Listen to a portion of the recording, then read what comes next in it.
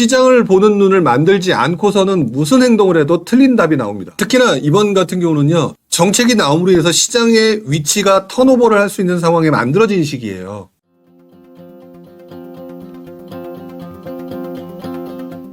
라라스위님이 올려주셨던 이 글을 먼저 읽어보겠습니다. 근데 제가 좀 죄송한데 원래 제가 좋아하지 않는 질문이에요. 그럼에도 불구하고 제가 이 질문을 읽고 답변을 드리려고 하는 이유는 라라스위님께서 한 번쯤 생각을 해보시라는 차원에서 제가 읽고 한번 제 의견을 좀 드리도록 하겠습니다. 같은 조건이라면 어떤 선택이 나은 선택일까요? 라고 질문을 하셨습니다. 군포시 초역세권의 신축 200세대 미만 나홀로 아파트, 군포시 15년차 700세대 역세권 구축.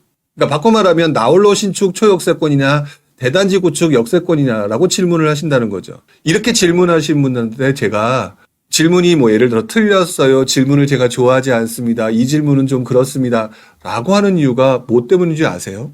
제가 이것을 말씀드리는 이유는요. 2020년에서 2021년 사이 공시지가 1억 미만은 투자하기 좋은 상품이었습니까? 아니었습니까? 2021년 당시 공시지가 1억 미만 여러분들 정말 몰려갔었죠? 투자하기 좋은 상품이라고 생각해서 몰려가셨을 겁니다. 그런데 시간이 지나면 지금은 공시지가 1억 미만 쳐다보십니까? 안 쳐다보십니까? 안 쳐다보실 거예요. 어떤 특정 지역과 특정 상품은요. 어떤 시기는 좋고 어떤 시기는 나쁘다예요. 즉 라라스위님의 질문 속에 있는 어느 지역에 있는 모모모모한 아파트, 어느 지역에 있는 모모모모한 아파트라고 하는 이 내용은요. 어떤 시기는 얘가 좋고요. 어떤 시기는 쟤가 좋단 말이에요. 근데 이것을 질문하시는 분들이 질문하는 게 내가 언제 팔지 얼마나 보유할지 거기서 실수로 살지라고 하는 부분을 질문하고 계시지 않기 때문에 이 질문은요. 전문가 입장에서는 제대로 답을 드리지 못하거나 두루뭉술하게 드릴 수밖에 없는 질문이 돼버리기 때문에 이렇게 질문을 하시게 되면은 제가 항상 이거는 원하시는 답변을 듣기 어려울 거예요 라는 얘기를 제가 제일 많이 하는 거죠. 중요한 거는 제가 지금 그랬죠. 얼마 전까지는 서울 신축이나 서울 아파트가 계속 움직임이 있지만 앞으로는 바뀔 수도 있습니다. 특례보금자리 때문에 바뀔 수도 있습니다. 결국 바뀌는 시장 상황에 따라 달라지는 거거든요. 중기적으로 보게 되면은요. 선호도가 높은 아파트들이 굉장히 몰려가기 때문에 가격이 업되어 있는 상태입니다. 업되어 있는 아파트들은요. 여러 가지 이유로 인해서 여러분들의 심리가 거기에 가지 않게 되면 떨어지진 않더라도 올라가진 않아요. 그러면 단기적으로 수익을 볼 수 있는 데는요. 덜 오른 나머지 지역의 아파트들이 되는 경우가 많습니다. 그래서 제가 볼 때는 장기적으로는요. 일반적으로 사람들이 가장 선호할 만한 것들, 예를 들어서 구축이라도 대단지고 더 좋은 것들이 좋아요. 일반적으로 통용되는 것들. 그런데 단기적으로는요. 지금 별로 오르지 않았던 신축의 아파트가 관심도가 높아질 가능성이 높다고 보여집니다. 지금 제가 드렸던 말씀에 해당되는 것을 단기 투자를 하신다면 모르겠는데 그렇지 않는다면 일반인들이 다 좋아하는 이게 매도도 쉬운 거기 때문에 지금 보면은 15년차 700세대 나홀로 신축 이것들을 보게 되면 지금 투자에 대한 기준이 명확치가 않아요. 장기 투자, 단기 투자. 그렇기 때문에 저는 이렇게 말씀을 드리고 싶죠. 장기적으로는 모든 사람이 좋아하는 걸 찾아라. 하지만 단기적으로는요. 가격이 덜 오른 것을 찾아라라고 얘기를 하면 될 것 같아요. 그러면 라라스위 님이 지금 말씀하신 내용 중에서 이제 어떤 상황인지를 분석을 한번 해보시겠죠? 그렇게 해서 한번 해보시는 게 나을 것 같아요. 다시 한번 말씀을 드리지만 장기적으로 볼 때는요. 지금 어떻게 됐든지 간에 많은 사람들이 좋아하는 대상을 찾는 게 맞는 거고요. 단기적으로 보게 되면 지금 덜 오른 대상들을 찾는 게 맞을 것 같아요. 근데 중장기적으로는 항상 장기가 이기더라. 그 부분을 생각하고 본인의 입장에 맞춰서 생각을 해주셨으면 좋겠네요. 특히나 이번 같은 경우는요. 정책이 나옴으로 인해서 시장의 위치가 턴오버를 할 수 있는 상황에 만들어진 시기예요. 그동안 여러분들이 하고자 했던 대상에서 턴오버를 할 수 있는 상황이 만들어졌기 때문에 지금 되게 애매한 시장이라는 거. 그러니까 뭘 딱 급하게 들어가기는 좀 애매한 것 같아요. 자, 김혜숙 님이 이런 질문 하셨습니다. 분당에서 서울 강남으로 갈아타기 할 때 고려할 사항을 알려주세요. 또한 갈아타기보다 분당 시범단지 32평 갭 투자가 나을지요? 라고 얘기하셨는데 또 여기서도 제가 말씀드리죠. 시장을 보는 눈을 만들지 않고서는 무슨 행동을 해도 틀린 답이 나옵니다. 김혜수님께 제가 드리고 싶은 말씀은요. 혹시라도 엑셀이나 이런 걸 다루실 수 알거나 뭐 자녀분이거나 누가 다룰 수 있다면 강남의 특정 아파트, 내가 가고 싶은 아파트 있죠? 가고 싶은 아파트를 아마 2000년대 초반 중반부터 시세 조사가 다 될 거고 KB는 2004년부터 나올 겁니다. 2004년부터 지금까지 쫙 한번 데이터로 그래프 한번 만들어 보세요.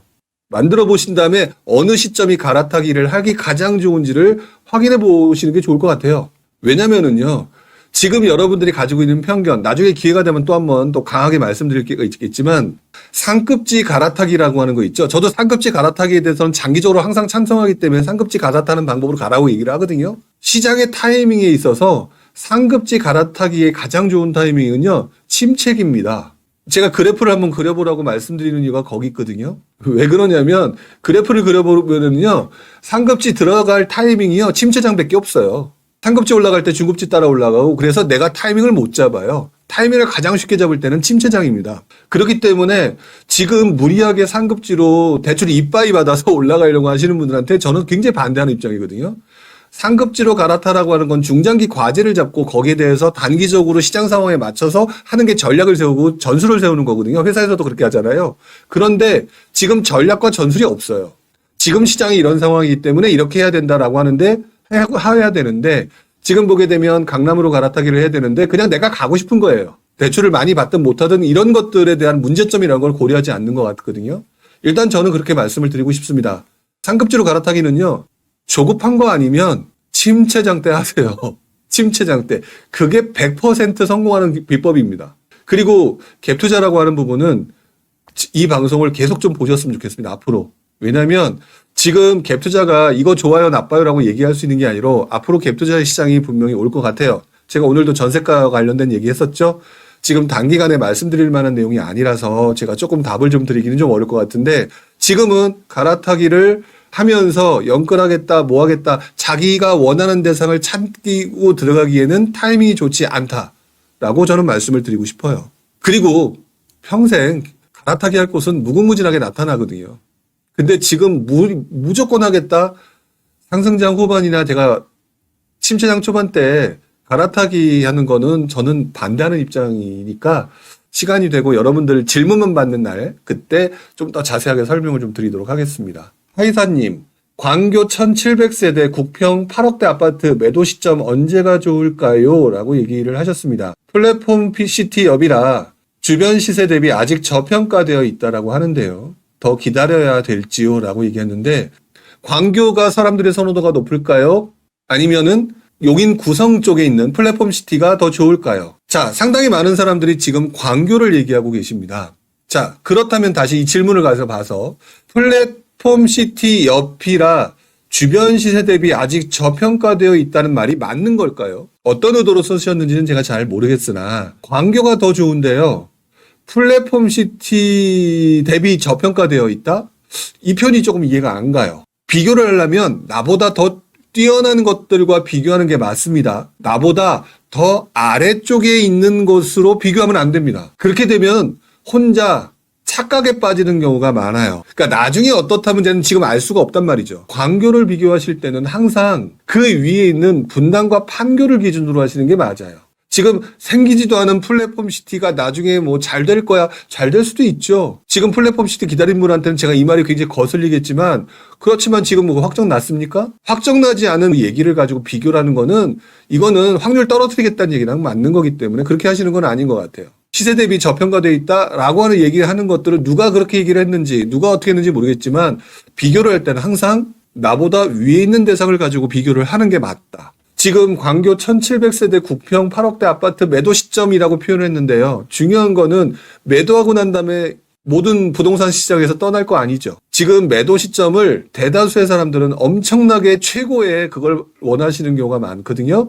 제가 자신 있게 말씀드리지만 최고의 매도 시점은 죽을 때까지 한 번도 경험하지 못할 가능성이 높습니다. 하이사님이 매도 시점을 찾는다라고 한다면 광교의 그 아파트를 팔고 상급지로 더 넘어가는데 그 상급지의 물건을 충분히 내가 감당할 뭐 대출이든 무슨 감당할 수 있는 것들을 가지고 살 수 있을 때 이때로 잡고 가셔야 되는 것 같아요. 그거를 가지고 어느 시점 이거는 점치는 게 아니기 때문에 어느 시점에 팔아지기 이렇게 된다 이거는 좀 아닌 것 같습니다.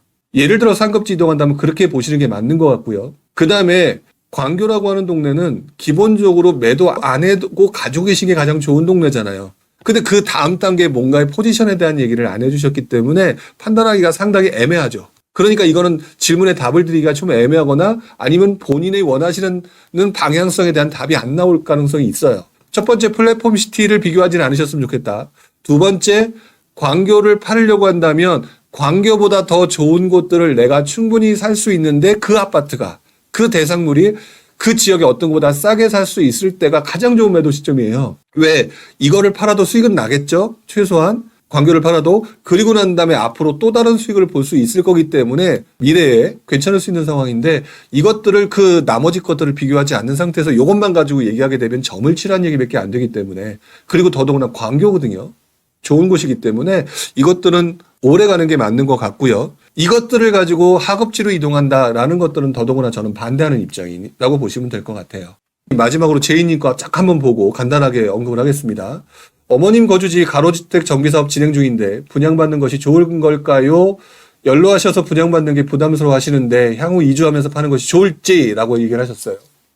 중요한 거는 가로주택 정비사업이요. 지난번에도 비슷한 내용이 나온 것 같은데 가로주택 정비사업이 지금 제대로 진행된 게 거의 없습니다. 모아주택도 마찬가지고 가로주택 정비사업도 마찬가지인 것 같은데 예를 들어서 가로주택 정비사업이 진행돼서 많은 사람들이 들어온다. 그래서 가격이 올랐다. 그러면은 어머님 연세에서 파는 건 좋아요. 근데 중요한 거는 지금 시장 자체가 재개발이 쉽게 진행되기가 어렵죠.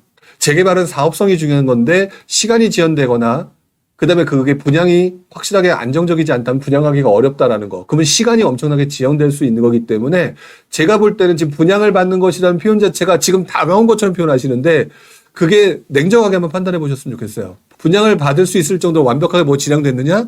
그렇지 않을 것 같다는 생각이 들거든요. 그러면 지금 던지신 질문이 답이 아닐 수도 있어요.